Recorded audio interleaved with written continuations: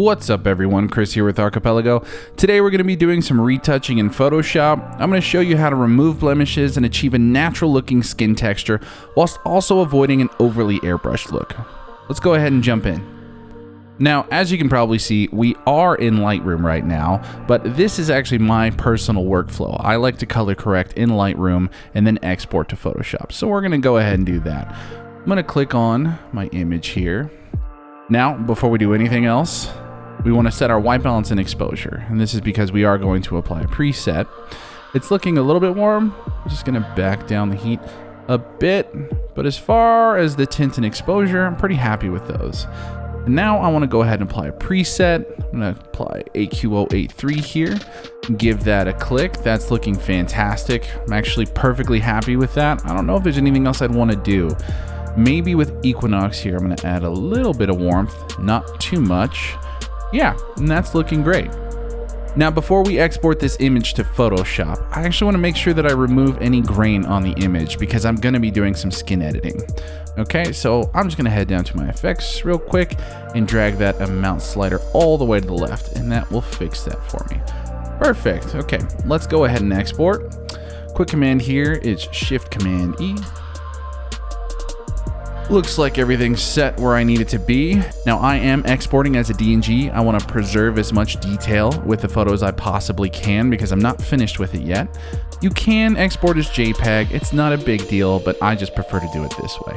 Let's go ahead and click export. Oh, and also make sure that we're opening up in Photoshop down there in the post-processing. All right. Okay, cool. Now we're here in ACR. And I just want to go ahead and open the file. Open. And that brings us into Photoshop. So the first thing we're going to do here, we're going to use the spot healing tool to remove most of the blemishes. Let's go ahead and do that. Now, one little quick tip, I am actually using the bracket keys on my keyboard here to be able to adjust the size of my brush. That comes in very handy.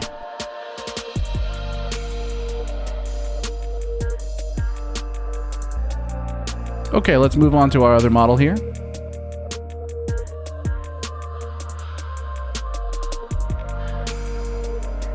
Now keep in mind, you want to make sure that you're removing blemishes and not beauty marks here. So just pay close attention.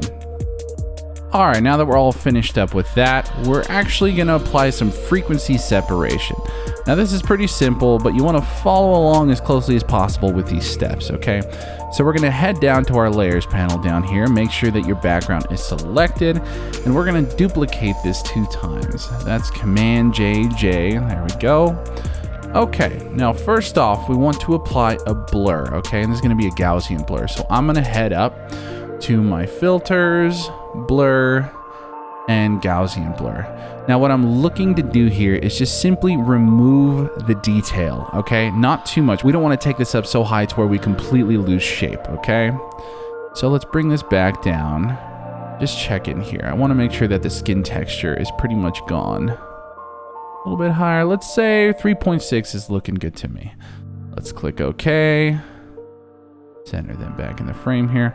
All right, looking good. Now, next thing we want to do. With our top layer here, we want to move this to the middle. Okay? So now we should have just one of the originally duplicated layers on top. Okay? We're going to select that top layer now. Then we're going to head up to our menu bar.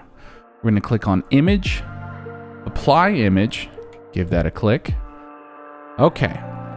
Now from here, we want to make sure that we have the middle layer selected. So click that, click on our middle layer here. Give that a click. Perfect. Now we want to change our blending mode to subtract.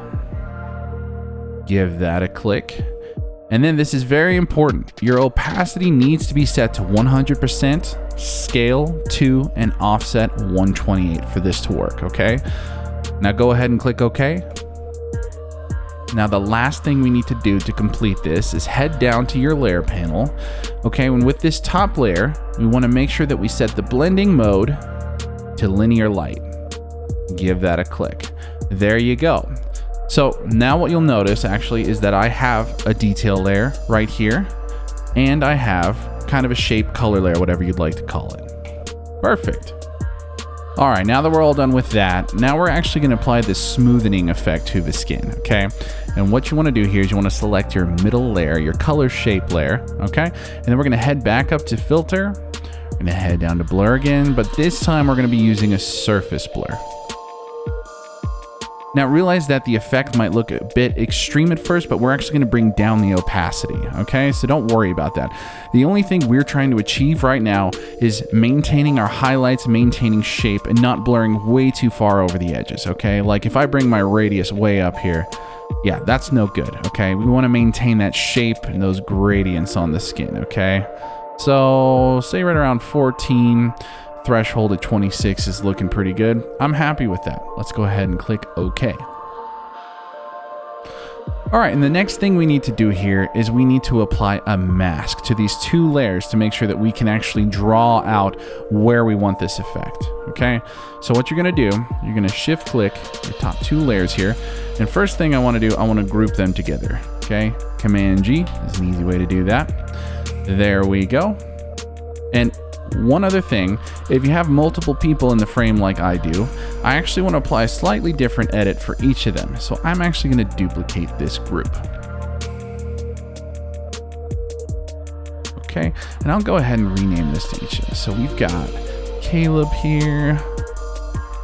Okay, and then let's rename the other here to Boy. Perfect. All right, now with each of these, I need to apply a mask, okay? Now the way I'm gonna do that, I'm gonna hold down Option, and I'm gonna click on my mask button all the way down here to add the layer mask. Give that a click. Then click on Caleb's group here. Give that a click. Perfect. Okay, now, as we can see, we cannot see the effect any longer. And what we wanna do now is we wanna use our brush tool, making sure that the color is set to white. White is going to expose everything, black exposes nothing. And then we're gonna go ahead and draw in where we want the effect applied. So make sure that you have the mask selected down here in the layer panel. Okay, yeah. Well, first we'll start with Caleb here. Let's go ahead and draw it in. So unfortunately, the cursor didn't record for this section, but all you need to do is draw over the subject's skin, avoiding any facial features or lines, eyes, lips, etc. Okay, looking good. Now, this is where I want to actually affect the opacity of the effect, okay? And that's why I actually created two different groups here. Usually, for feminine subjects, I want to do a little bit more of an intense effect than I do with a male subject, where I want to keep a little bit more shape, not have it too smooth. So let's first start with Caleb up here, okay? And we're actually going to bring the opacity of this layer down in the layer panel all the way to the left here to where we have no effect, okay? Then we're going to slowly drag this up, and we're just going to leave it right where we like it. I'm thinking probably right around here. Now I know it's subtle, but still definitely appreciate the effect.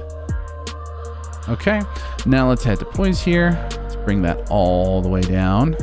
Okay, and then slowly start bringing it up. Let's see where we like it. Yeah, I definitely like it a little bit higher here. I'm gonna say right about 60. That looks good. Let's just see it without again. Yeah, there you go. We're completely finished here. Oh, actually, wait. The last thing we want to do here is why don't we go ahead and apply some grain.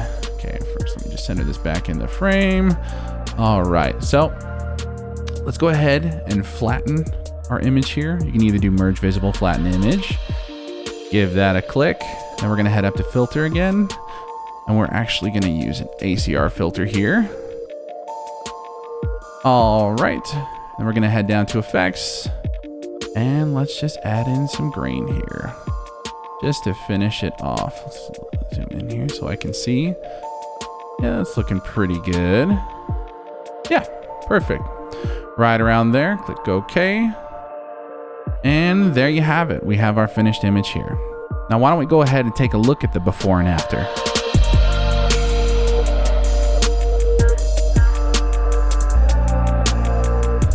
Thanks for tuning in, everyone. I hope this video was helpful and informative. This has been Chris signing off, and I'll see you in the next one.